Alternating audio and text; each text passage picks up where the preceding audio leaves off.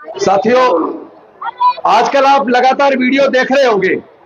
भारत के कुछ बौद्ध भिक्षु अमेरिका के अंदर हजारों किलोमीटर की यात्रा विश्व की शांति के लिए कर रहे हैं और विश्व की उस यात्रा में बौद्ध भिक्षुओं का स्वागत करने के लिए लाखों लोग सड़कों पर हैं।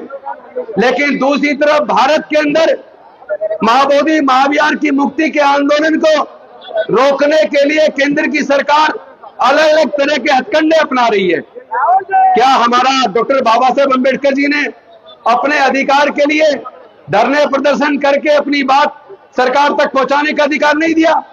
जो पुलिस फोन का भी अपना माइक लेके कह रही कि अपना वो बंद कीजिए, क्या भारत में प्रजातंत्र नहीं है? क्या भारत में संविधान का शासन नहीं है? वो है कौन टाइम तय करने वाले? अरे भाई बताइए, क्या किसी मस्जिद का संचालन करने के लिए मुस्लिम से किसी दूसरे धर्म के लोग उसकी संचालन समिति में होते हैं? क्या किसी चर्च का संचालन करने की मैनेजमेंट कमेटी में ईसाई धर्म से अलग किसी दूसरे धर्म के लोग होते हैं क्या? क्या किसी हिंदू मंदिर के अंदर मंदिर की संचालक समिति के अंदर हिंदू धर्म से अलग किसी दूसरे धर्म के लोग होते हैं? अगर नहीं है तो फिर भारत के अंदर महाबोधि महाविहार की मैनेजमेंट कमेटी के अंदर जितने बौद्ध प्रतिनिधि हैं उतने ही प्रतिनिधि पंडे क्यों? आखिर बीटी एक्ट 1949 जिस एक्ट को खत्म रद्द करके महाबोधि महाविहार बौद्धों को सौंपने का आंदोलन लगातार अनागरिक धम्मपाल से शुरू हुआ और उसके बाद भंते सुरई ससाई जी के नेतृत्व में इसी जगह पर 1.5 साल तक प्रदर्शन चला और अब पिछले लगभग 2 साल से भारत के अलग अलग हिस्से में यहाँ तक कि महाबोधि महाविहार पर बौद्ध गया के अंदर भी महीनों तक प्रदर्शन चला।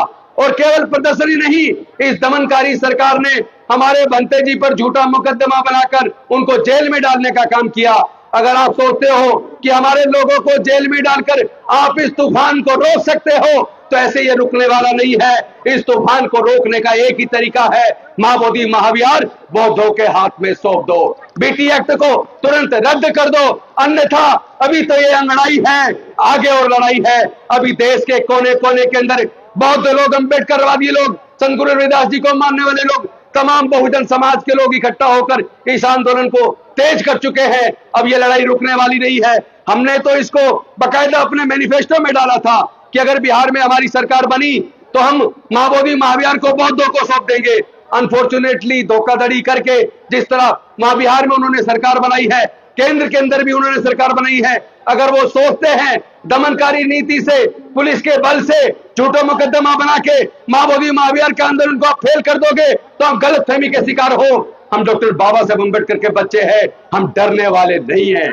हर कीमत पर महाबोधि महाविहार तो मुक्त होकर रहेगा, आज नहीं तो कल। अगर कुर्बानी की ही जरूरत है तो बौद्धों से पहले, बौद्ध भिक्षुओं से पहले उनके उपासक कुर्बानी देने के लिए तैयार है। और हम केवल पॉलिटिक्स नहीं करते, अगर जरूरत पड़ी तो आपका ये डॉक्टर बाबा साहेब अम्बेडकर का सिपाही राजेंद्र गौतम भी कुर्बानी देने के लिए तैयार है।